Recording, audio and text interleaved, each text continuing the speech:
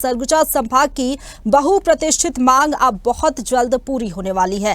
दरअसल आपको बता दें कि विमानन आयुक्त छत्तीसगढ़ एवं जिला प्रशासन द्वारा मां महामाया एयरपोर्ट दरिमा अंबिकापुर के शुभारंभ कार्यक्रम की तैयारियां जोरों शोरों से जारी है। एयरपोर्ट का लोकार्पण 20 अक्टूबर को प्रधानमंत्री नरेंद्र मोदी के द्वारा वर्चुअल रूप से किया जाना है।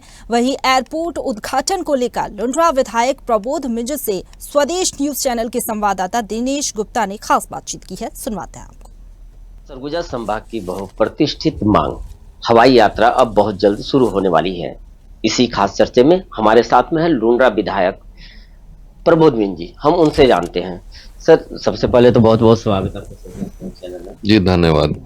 सर, बहुप्रतिष्ठित मांग जो काफी लंबे समय से अटकी हुई थी, अब यह हवाई यात्रा शुरुआत होने वाली है।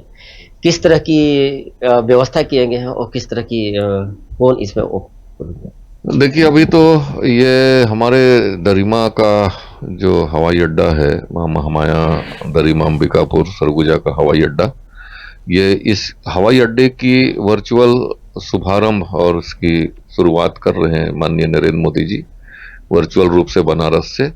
और इस अवसर पर हमारे प्रदेश के भी हमारे राज्यपाल महोदय, हमारे मुख्यमंत्री जी विष्णुदेव साय जी, तमाम मंत्रीगण, सभी विधायकगण और पूरी जनता यहाँ उपस्थित रहेगी।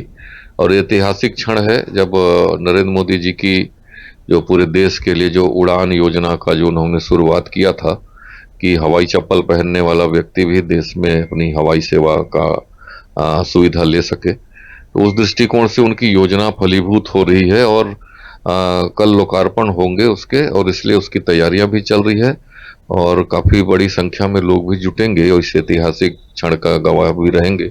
जैसे कि आप बता रहे हैं कि कल वर्चुअल माध्यम से शुरुआत तो हो जाएगी, लेकिन ये विमान सेवा कब से शुरुआत हो पाएगी? देखिए, उसका अभी तो टर्मिनल बिल्डिंग को बढ़ाया जा रहा है और वो बढ़ भी गया है। वो पहले सुविधा 20 सीटर के हिसाब से थी और टर्मिनल के अलावा उसकी जो रनवे था वो भी उसी के हिसाब से था। अब वो 72 सीटर विमान के हिसाब से रनवे बन के और टर्मिनल बिल्डिंग 300 यात्रियों के लिए बैठने आने जाने की सुविधा के साथ वो तैयार हुआ है। और इसलिए अभी उसमें जो यात्रियों के लिए और जो कंपनियां, जो हवाई कंपनियां जो हैं, वो अपनी सुविधा के अनुसार जो काउंटर और बाकी चीजें, टिकट काउंटर और बाकी व्यवस्थाएं बनाती हैं, वो अभी बनी नहीं है।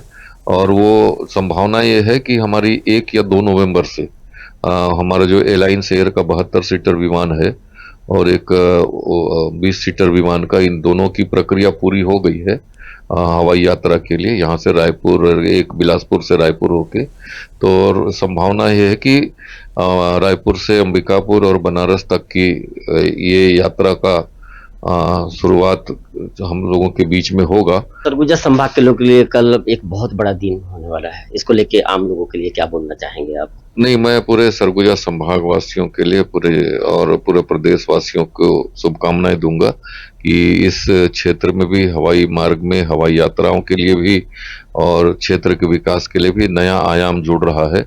तो मैं बहुत बहुत माननीय नरेंद्र मोदी जी को, हमारे मुख्यमंत्री जी को, पूरे शासन प्रशासन सबको मैं बहुत बधाई देता हूं, जनता को बधाई देता हूं। और आने वाले समय में हम सब लोगों के क्षेत्र में दिनों दिन उन्नति प्रगति हो और विकास हो, उसमें हमारा ये हवाई अड्डा सार्थक बने, यही मेरी शुभकामनाएं। तो ये थे हमारे साथ में लुंड्रा विधायक प्रबोध मिंज जी। उन्होंने स्पष्ट तौर से कहा कि कल 20 नवंबर को हवाई यात्रा की शुरुआत के लिए वर्चुअल माध्यम से मुख्यमंत्री के द्वारा किया जाएगा, जहां एक और लोगों के लिए विकास के पथ से जोड़ा जाएगा। दिनेश गुप्ता, स्वदेश न्यूज चैनल, सरगुजा।